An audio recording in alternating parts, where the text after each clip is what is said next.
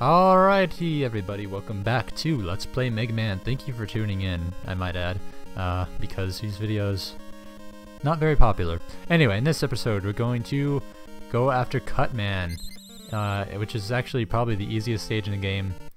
It doesn't really make sense, I guess, if you look at it from a design standpoint, since we went after, well, it's not really the fault of the designers. It's just weird. I'm just trying to say it's weird because we did Gutsman, and Gutsman stage was harder than this one, and we're doing this one second right after the harder one, and this is the easier one. It's weird to me. Anyway, this is probably the stage I'm best at because I used to go after Cutman first, and so like it's kind of hard to explain, but I'll try as best I can. Like, I would turn on the game and just play through Cutman stage, and then like most of the time I'd have to like go somewhere or do something, so I just play Cutman stage and then go and then turn off the game and head off. And so I have played this stage many times, and I know all the secrets and all the tricks of how to do things and all the tips and the tricks and I already said tricks, but you know, you get the idea. I'm good at this stage. At least I like to think so. There's probably someone who's better at this stage than I am, but that's not the point. Oh, well, of course I'm saying I'm so good at this stage, and then I get hit by all the enemy projectiles. Oh, we got an extra life. That's good, because I was actually worried that you would get a game over in the next stage. I'm not worried about this one. This one's easy. You can just run past these scissor guys. Not too much of a threat. Of course, fuck it. Get out of here, man. Screw you. Right, these guys only move in straight lines, so you just gotta kind of look at their pattern and see where they're gonna go. Not too difficult. Just be careful to get out of their way before they come along and hit you in the face or something. Man. Anyway, what I was going to do in the first episode of Mega Man, but I forgot to do. Come on, Christ, man. Can you get up the ladder, for fuck's sake? Oh, God. Oh, what the fuck? There. Thank you. Jesus. What I was going to talk about in the last episode of Mega Man was why I'm actually playing Mega Man. And the reason for that is I actually had a different Let's Play planned for what I was going to do right after Pokemon.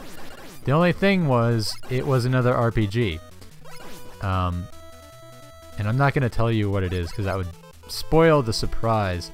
But it was an RPG, I will tell you that. And I didn't really want to play two RPGs right one after another because I feel like that it kind of gets stale and kind of boring, since you know how it is. RPGs, all the grinding and the level going up and the experience getting, and it's just all the same. Like, most RPGs are all the same.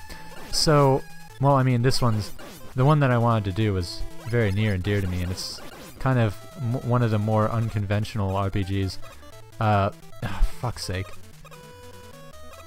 But, you know, like I was saying, I didn't want to do two RPGs right after another, and so I thought, you know, I should probably play like an action-y type game. Oh god, there's so many enemies on screen, the game's lagging. Jesus, man. So I was thinking, you know, I probably should play like an action game, you know, to satiate the viewer's thirst for blood and violence and action. So I thought of several ideas. First, I thought of playing Super Smash Bros. On the N64. You know, just like going through the classic campaign with all the characters. But then I was like, well, I'm not really that good at Smash Brothers, and I feel like if I were to upload these videos and someone would like ridicule me for not using such and such technique and I'm such a noob and stuff like that. So I decided not to do that because I didn't want to deal with all the stupid bullshit surrounding this Smash fan base. Oh, and these vertical doors always kind of, well, what am I saying? Vertical doors, all doors are vertical. Well, that's not true. Some could be horizontally oriented, but that's not the point. Those doors that we just saw usually indicate a boss coming up, so this is the boss right here. This is Cutman himself. See, I told you that stage wasn't that hard. It only took us 5 minutes to complete. And of course, like I said, Cutman is weak against Gutsman's weapon, which is basically his weapon allows you to pick up these rocks over here, and I'm probably gonna die actually. Fuck. Well, I hope those rocks respawn, because if not, I am screwed royally.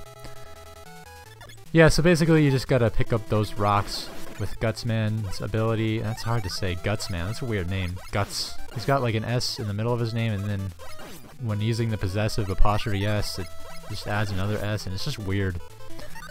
Anyway. Personal life. Personal moment. Oh, anyway, I fucking forgot what I was talking about. Oh, the blocks don't respawn. That is fabulous. Lucky for us, Cutman isn't really even that hard. You can probably kill him easily with your Mega Buster gun. It's not called the Mega Buster yet, I don't think. It only gets called the Mega Buster Mega Man 4 onward. Someone will probably argue with me about that, but I don't have the time or care to worry about things like that. And there we go. Be careful not to get hit by the boomerang once he's dead, because it can kill you after you've already killed Cutman. That's happened to me a few times. It's not pleasant at all. I didn't get to show off Gutsman's weapon too much, but that's okay, because we killed Cutman anyway. Alright. Well, I guess we can actually go ahead and do 2 Robot Masters in one episode. It's kind of weird, but, you know, it's cool. We're going after Elecman next, as you can see. Elecman specializes in electricity, obviously. I suggest going after Elecman after Cutman for this reason. If you can see these little like landmine looking things, those will actually chase after you if you step on the platform they're on. However, they can only be killed with Cutman's weapon. Well, I don't know if they can only be killed with it, but Cutman's weapon can kill them. Your arm cannon cannot, so this part always gave me a lot of trouble, and I never thought to kill these guys before, but now that I look at it, it is a really good idea, because otherwise it's hell on earth trying to jump on those tiny, making those pixel perfect jumps and trying to avoid the guys, and it's just annoying. I hate it so much. So, kind of interestingly, Elecman's stage, instead of having you run from left to right, has you going up for the entirety of the stage, which is nice. I like it. It's inventive. It changes everything. It changes the whole game, how we think of everything. It's fabulous. I love it.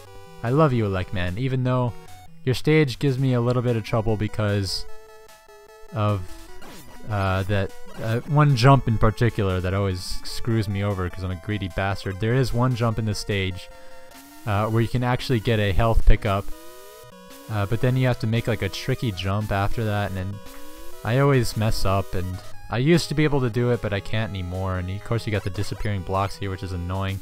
I'm shooting lemons. I love it. I love Mega Man.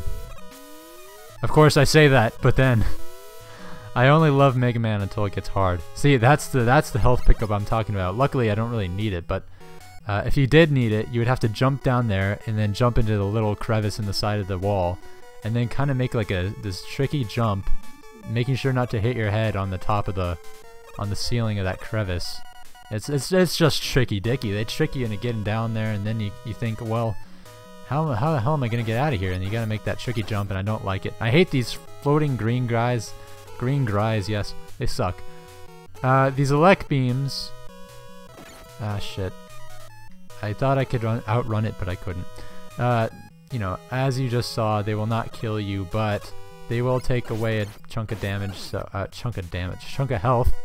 So make sure not to get hit by them, because in the long run, it just does nothing good for you.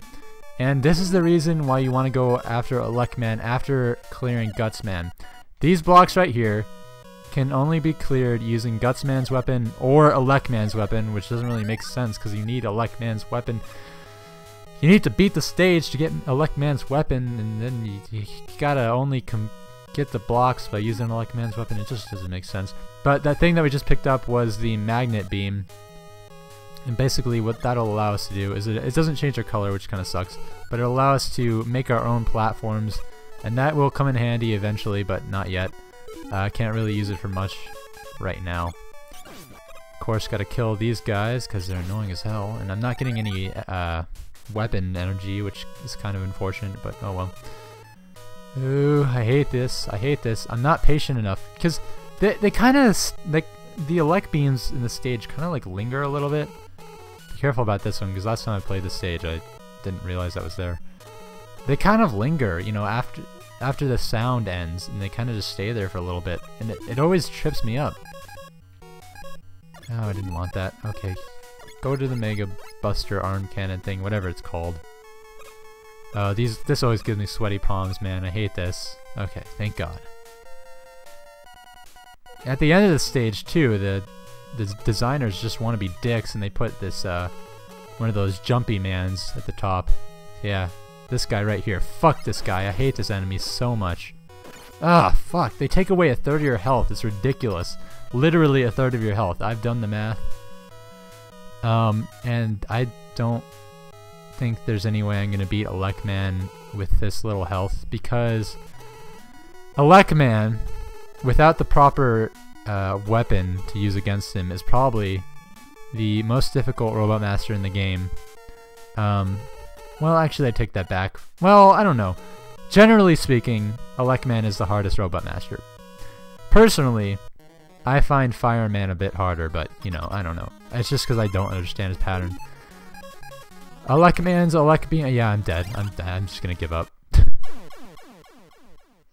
LetsPlayAmen's weapon, the Beam, is ridiculously strong, as you can see.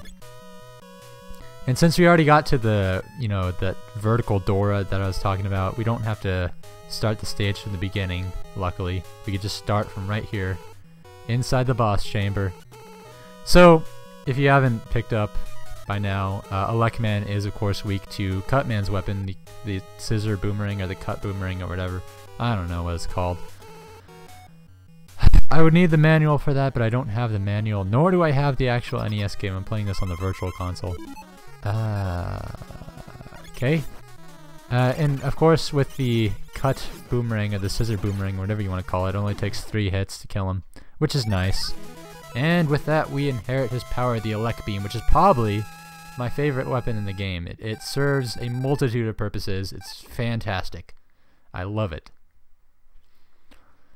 And we're halfway done with the Robot Masters already. It's only been 2 episodes. In the next episode, we will go after Iceman. Kind of weird. You wouldn't really think that electricity would be effective against ice. But that's how it is, I guess, in this game. I will see you in the next episode. Make sure to tune in. Goodbye.